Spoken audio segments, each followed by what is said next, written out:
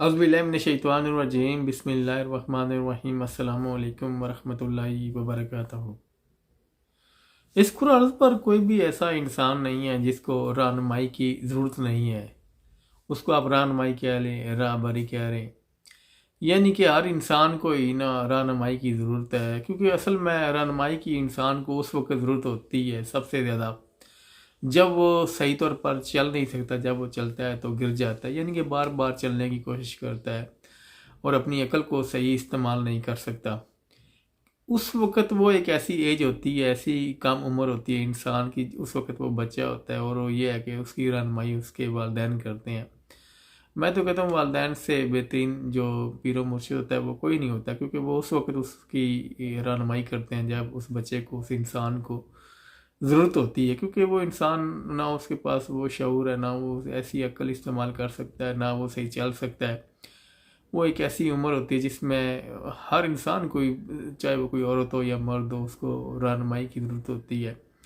اور سب سے پہلی جو درسگاہ ہے رہنمائی کی، وہ آپ کو پتہ ہے کہ وہ گھر سے ہی ملتی ہے، والدین ہی دیتے ہیں اور والدین ہی سکھاتے ہیں۔ یعنی کہ اس کو یہ نہیں پتہ کہ مطلب کہ میں نے آگ کو پکڑنا ہے نہیں پکڑنا، آگ میرے لیے ٹھیک ہے، اچھی ہے نہیں ٹھیک،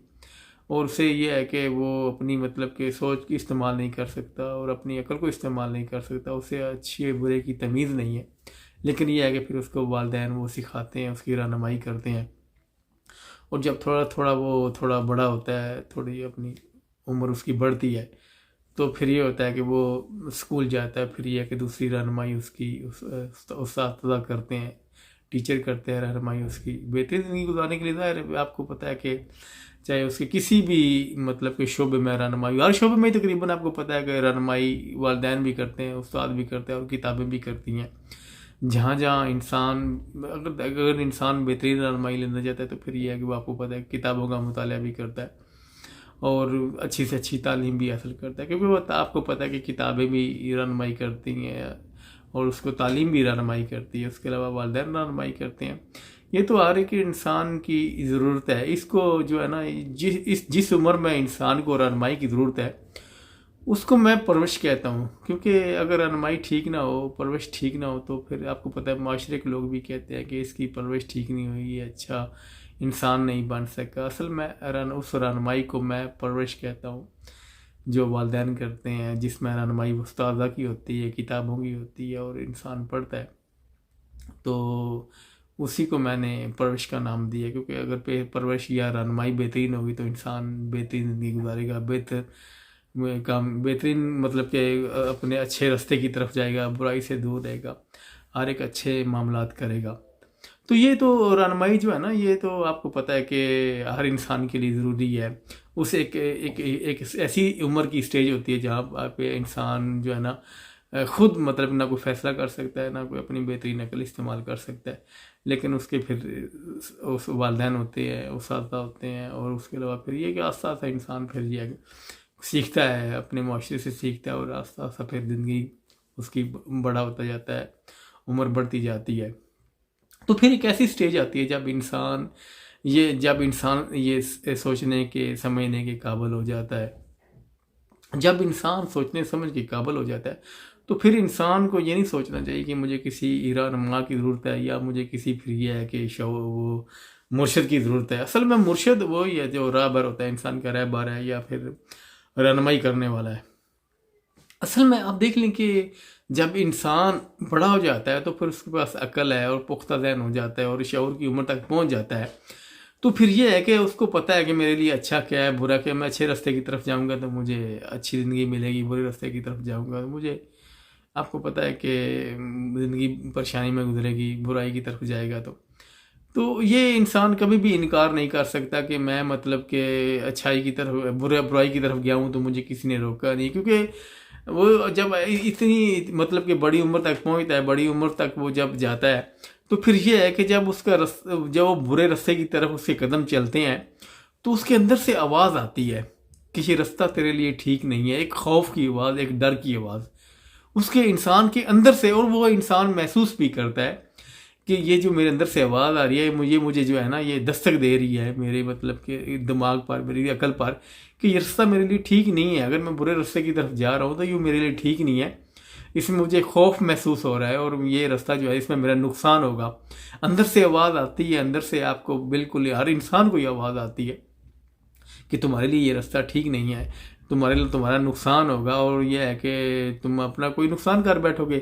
اور اس کے علاوہ اگر انسان کسی اچھے راستے پر جاتا ہے تو پھر بھی انسان کے اندر سے آواز آتی ہے کہ یہ راستہ تیرے لیے ٹھیک ہے اور تیرے لیے بھلائی کا راستہ ہے، اور تو جا رہا ہے تو تم چلا جا اور اچھے اچھے کام کر اور بھلائی کی طرف جا. تو اصل میں جو انسان کا مرشد ہوتا ہے، رہنما ہوتا ہے، اس وقت وہ اندر بیٹھا ہوتا ہے. اصل میں جو مرشد ہوتا ہے وہ انسان کے اپنے اندر ہوتا ہے، جو اس کو بار بار ناک کرتا ہے، دستک دیتا ہے کہ تیرے لیے راستہ اچھا یہ ہے، اس پر چل، اور تیرے لیے کون سا برا ہے، اس پر نہ چل. یعنی کہ برائی کی طرف نہ جا اور اچھائی کی طرف چل. یہ تو ہر انسان کے ساتھ ہی ہے، کیونکہ اگر انسان شعور کے عمر تک پہنچتا ہے، پھر اس کی پختہ عمر ہو جاتی ہے، پھر وہ یہ ہے کہ اپنی عقل کو استعمال کرتا ہے. اور جب عقل کو استعمال کرتا ہے تو پھر اس کو کسی مطلب کہ یہ ضروری نہیں ہے کہ وہ مطلب کہ مجھے کسی رہنما کی ضرورت ہے، یا مجھے کسی رہبری کی ضرورت ہے، یا میری کوئی رہنمائی کی جائے.